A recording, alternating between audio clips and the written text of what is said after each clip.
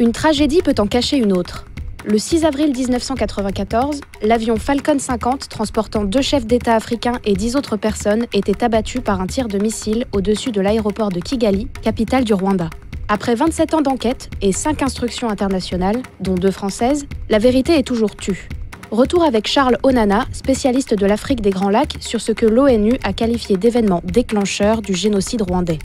Bonjour Charles Onana. Oui, bonjour. Merci d'avoir accepté notre invitation. Alors d'abord, une première question avant d'attaquer sur votre enquête. Emmanuel Macron était hier à Kigali. Est-ce qu'il a eu raison, selon vous, de reconnaître les responsabilités de la France dans le génocide rwandais, donc ce jeudi 27 mai ? Je ne sais pas s'il a eu raison, mais c'est son choix politique.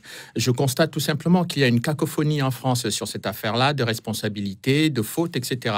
Il y a des anciens ministres qui disent que la France n'a pas commis de faute. C'est le cas, par exemple, du Premier ministre Édouard Balladur. Ça a été le cas de M. Bayrou et d'autres ministres, M. Védrine et d'autres. Mais il y a M. Sarkozy, lui, il a pensé qu'effectivement la France a commis des fautes, mais il ne les a jamais listées. À l'époque, il était porte-parole du gouvernement d'Édouard Balladur, dont je présume que son Premier ministre a eu beaucoup plus d'informations que lui. Et aujourd'hui, le président Macron dit que la France il est allé assumer les responsabilités de la France. Mais quelles seraient les responsabilités de la France ? Je ne sais pas. Le problème, c'est qu'il ne les a pas listées. On ne sait pas de quoi il s'agit. Donc, à mon avis, ce sont des postures politiques. Alors, j'en viens à votre enquête, donc sur le 6 avril 1994. Alors, de manière très factuelle, qu'est-ce qu'on sait sur ce qui s'est passé donc le 6 avril 1994 à Kigali, donc la capitale du Rwanda? On sait à peu près 3 choses. Premièrement, que 2 chefs d'État africains ont été assassinés avec l'ensemble de l'équipage et les collaborateurs des 2 chefs d'État qui étaient présents dans l'avion.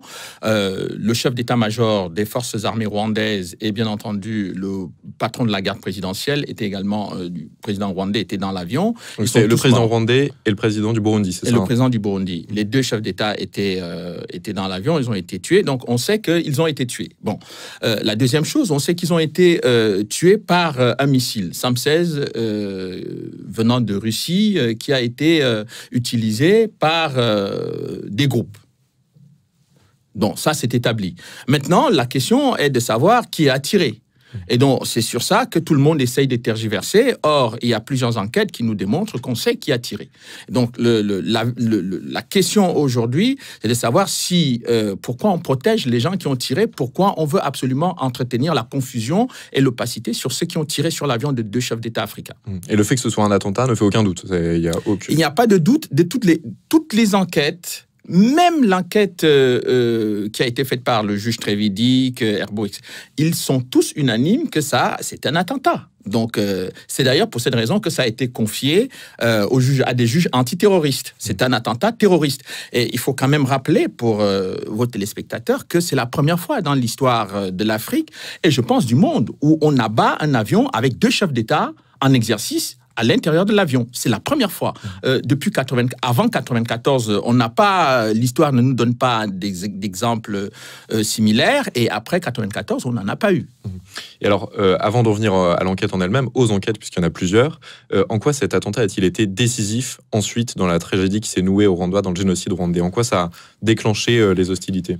Écoutez, tous les observateurs internationaux, y compris les enquêteurs des Nations Unies, tous les enquêteurs des Nations Unies, dans tous les rapports officiels de l'ONU, et même dans les rapports du gouvernement américain, du gouvernement français, du gouvernement belge, tout le monde est unanime pour dire que c'est cet événement qui a mis le feu aux poudres. Donc, il est absurde qu'on ne cherche pas à savoir qui donc a allumé le feu, qui a mis le feu aux poudres. Tant que ce soit Kagame ou le régime de Kagame, enfin les rebelles de Kagame et le camp Tutsi le FPR qui aurait diligenté cet attentat, quel serait leur intérêt à faire une chose pareille? L'intérêt serait très simple, c'est de prendre le pouvoir. Écoutez, le procureur Carla Del Ponte m'avait dit, a confirmé, avait déjà fait une déclaration publique en disant que si c'est le FPR qui a abattu l'avion, où il y avait 2 présidents, 2 chefs d'État en exercice, il fallait réécrire l'histoire, l'ensemble de l'histoire. Donc ce serait une tentative de coup d'État, en fait, c'est ça, cet attentat? Mais ce n'est pas une tentative de coup d'État, c'est un coup d'État. C'est un coup d'État. Pourquoi je le dis? Parce que en 1990, la première offensive qui a été menée par Paul Kagame contre le régime d'Abiyarimana était très clair. Le but était de le renverser. C'est eux qui le disent. Bon, ils en ont été empêchés donc, par les troupes zaïroises donc, du président Mobutu, appuyées par une logistique française. Donc, cela a été stoppé.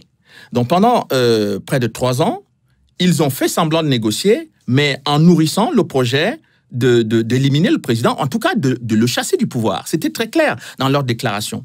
Donc, lorsque les militaires français quittent le Rwanda en décembre 1993, on arrive quelques mois après le départ des troupes françaises de Kigali, l'avion du président rwandais est abattu. C'est-à-dire 3 mois, 4 mois après. Enfin, 3 mois, puisque c'était début du mois d'avril. Donc, il est évident à ce moment-là, et c'est ça que, par exemple, M. Kayumba, donc, qui est l'ancien chef d'état-major, voulait expliquer aux juges. Parce qu'il était dans la salle au moment où l'avion a été abattu avec des gens, des collègues à lui, Paul Kagame. Il a assisté à un certain nombre de scènes, de choses qui auraient permis aux juges d'avoir des éléments, soit pour infirmer leur thèse, soit pour la confirmer. Donc, le problème, c'est qu'on ne comprend pas pourquoi on ne veut pas écouter ces gens. Il n'est pas le seul. Il y a, par exemple, d'autres personnes qui ont assisté, qui connaissent les gens qui ont utilisé, qui étaient dans leur propre camp, spécialisés dans l'utilisation des missiles SAM-16.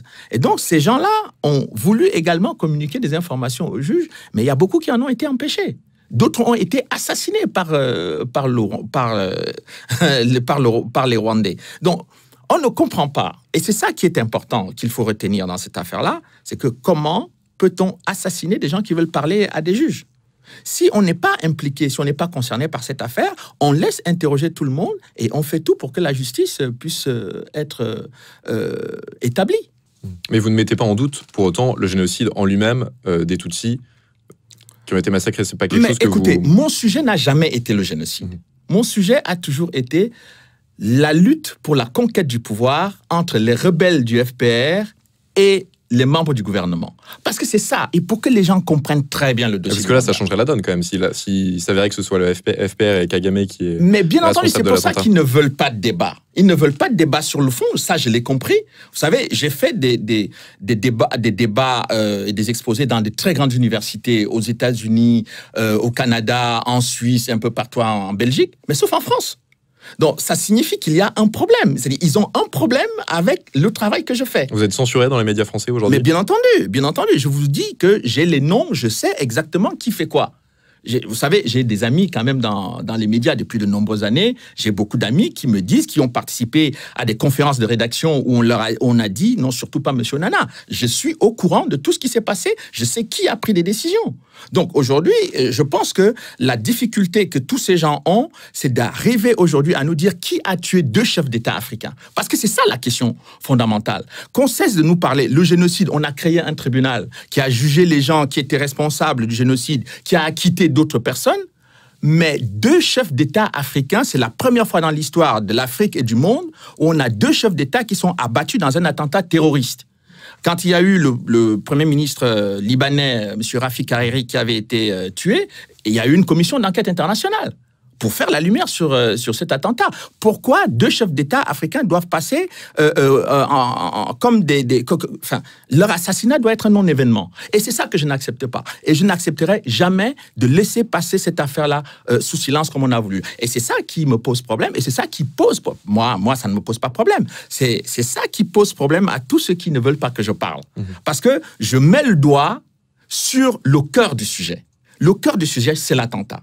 C'est pas le génocide. Le génocide, c'est un élément qui est arrivé après l'attentat. Donc, d'ailleurs, eux-mêmes, ils sont tous unanimes pour dire que le génocide a commencé le 7. Mais l'attentat a eu lieu le 6 avril. Qui sont les gens qui ont abattu l'avion de 2 chefs d'État et de leurs collaborateurs? Vous pensez qu'on connaîtra la vérité un jour? On connaît déjà la vérité, mais on ne veut pas l'officialiser.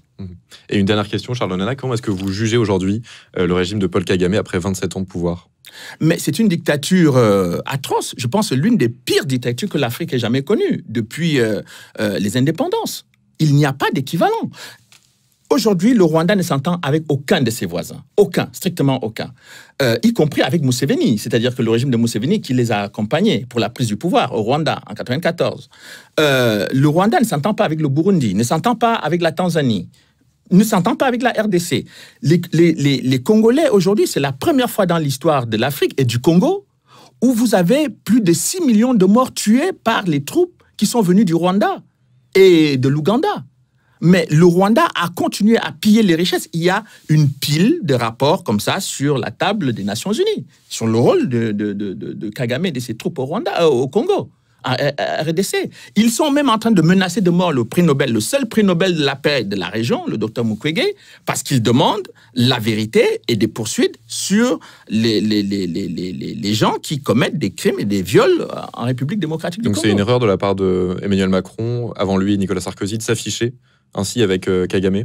Il donne un très mauvais signe aux démocrates africains, c'est-à-dire qu'aller constamment se prosterner devant celui que beaucoup de spécialistes et d'experts considèrent comme le dernier criminel de guerre vivant. Donc on ne peut pas comprendre que quelqu'un qui a un tel CV dans les crimes contre l'humanité, dans les crimes de guerre, eh bien, soit celui qui est adulé à Paris. Et je ne comprends d'ailleurs pas que tous les médias français se mettent à encenser quelqu'un qui a un tel curriculum vitae et en même temps ils disent que l'Afrique est truffée de dictateurs. Combien de chefs d'État africains ont commis un attentat terroriste contre leurs homologues? Il n'y en a pas. Le seul, c'est celui du 6 avril 1994. Et ça, je crois qu'il va falloir à un moment donné qu'on donne des explications pourquoi on veut protéger Kagame dans cette affaire-là. Pourquoi? Merci beaucoup, Charles Onana, d'avoir répondu à nos questions. Je rappelle votre livre Enquête sur un attentat, c'est publié aux éditions de l'Artilleur. Merci beaucoup de nous avoir suivis. N'hésitez pas à partager et à commenter cette publication. Merci beaucoup, Charles Onana.